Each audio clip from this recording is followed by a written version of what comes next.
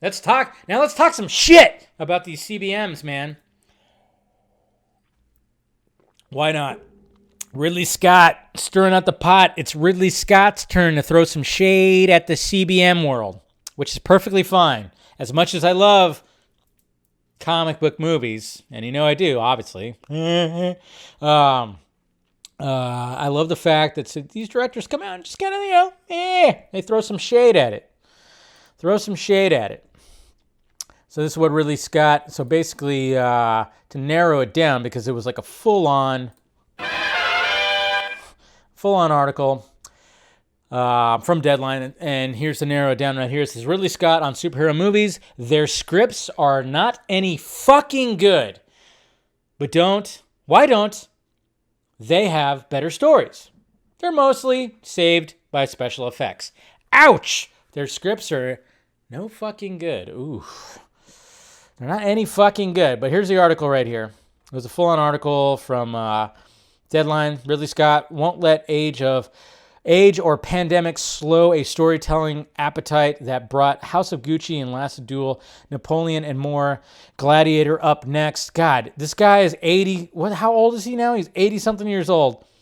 And this guy is just like one of the most prolific fucking directors right now. It is insane how much he's doing that. But this is the complete article right here. Scott began the fall with Last Duel, a fact-based Me Too tale set during Me Too tale. I don't know if he was going for that, but the wife the night said she was raped, blah, blah, blah, all that, and then told in a Rashomon style in 3 acts. The Last Duel culminates in a bloody mono battle that was a final sanctioned fight to the death in France. I still want to really see that movie. Apparently, he's been working on House of Gucci since 2006, which Leonardo DiCaprio and Angelina Jolie were once attached to. So that's been pretty crazy. He's been trying to direct this for a while, which is crazy. It says right here, you've been working on House of Gucci since 2006. Angelina and Leo were part of it. It's crazy. So, of course, there's a whole interview where he's talking about that. And, mainly talking about House of Gucci, of course. Bruce Springsteen said you need to put in 10,000 hours of not being good before you're any good. Picasso said it's 10% talent and 90% hard work. Do it constantly and then it can be, oh my God, that is quite good. I like that. That's with everything, guys. That's what I like about Scott. He's looking at it differently. You know? He looked at Picasso saying 10% talent, 90% hard work. Okay? So I got to up my hard work to, my hard work right now is at like 40%. So I got to up it a little bit. I might have talent to just talk shit, but, I got to up the hard work a little bit more. I get a little lazy sometimes. I do. I definitely do. So this is ridiculous. My God. Jared Leto, everybody. Jared Leto. That's right. That is Jared Leto, who, we've all seen what he actually looks like. It's just crazy. That is crazy. Skip the ad. Come on, you stupid thing. But yeah, you can go through this whole thing. He talks a lot of things about everything. Bruce Springsteen, yeah. I'm not even sure exactly where, scrolling through, it's like, where exactly where they talked about CBMs? I don't know. How do you shoot a big film in foreign locales so quickly? What she loved was because she's used to being on the boards on the stage. What I try to do with actors is I'm the only one who does this, which is bizarre. I shoot a minimum of four cameras all the time. It means that a scene scheduled for a day or 2 days will be done in half the time. The scene scheduled for a day, I'll be finished at 11 o'clock. A 2-day schedule, I'll be finished on the first day. So right there, we are catching myself up and getting ahead of where the schedule was. The key of why this was done by me was when an actor is supporting another actor off camera, it's up to them to be very supportive and act up a storm for them on camera. Well, what are you doing? And you're using your up juice. You're telling the joke again and again. Now I've gotten to be a 2-take Charlie. I'll say, you want to do it again? You want to go again? They go, no, we got it. I say, good, let's move on. But the people who have to do it 90 fucking times, the person off camera is dying. And by the time the camera comes around on them, he knows he is done and a bit flaccid. See, there's a method to Ridley Scott's madness. 4 cameras, make sure that you're getting all angles, so then you have less takes. Yeah, I mean, it is interesting when you hear about like the multiple takes. It's like you have rehearsals, you have all this, and you have especially if you have 2 actors on the screen, they're supporting one another. It's like, yeah, cover both at the same time as opposed to doing one coverage and then doing take after take after take and then finally doing the other coverage.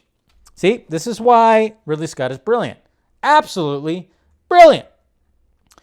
So, yeah, mainly just talking about Last Duel and everything. I don't even know. Like I said, it's a long article. I can't even remember to pinpoint it. This is it right here. Your main gripe about superhero movies. Their scripts are not any fucking good. I think I've done 3 great scripted superhero movies. One would be Alien with Sigourney Weaver. One would be fucking Gladiator. And one would be Harrison Ford, Blade Runner. There you go. They're superhero movies. So why don't the superhero movies have better stories? Sorry, I got off the rail, but I mean, come on! They're mostly saved by special effects, and that's becoming boring for everyone who works with special effects if you've got the money. Damn! Just throwing it out there. Even saying the VFX artists are bored. They're bored! Maybe they are, who knows? But I love the fact that he was like, oh yeah, I already made some fucking superhero movies. Basically saying, Alien, Gladiator, and Blade. Which, yeah, I guess you could say that somewhat, I mean, he changed the sci-fi horror genre, that's for damn sure. So, there you go. So, Ridley Scott throwing that shade at the CBMs, the superheroes and whatnot. But, like I said, how could he... You can't argue with it. You really can't argue with it. You can't. As much as we can love it, we got to respect this man's opinion about it. You really got to do it. You really got to expect the man's opinion because it's Ridley goddamn Scott. I mean, there's nothing you could do about that. It's Ridley Scott. You got to respect the opinion. If people get all huffy puffy, or if Marvel fanboys or anybody else that got offended by this, go fuck yourself. Okay? It's Ridley Scott. Now, is every one of his movies like top notch? No. That's impossible. There's no way. There's no way. You have a shit ton of movies that you've made over how many decades? You're going to have a couple of stinkers, okay?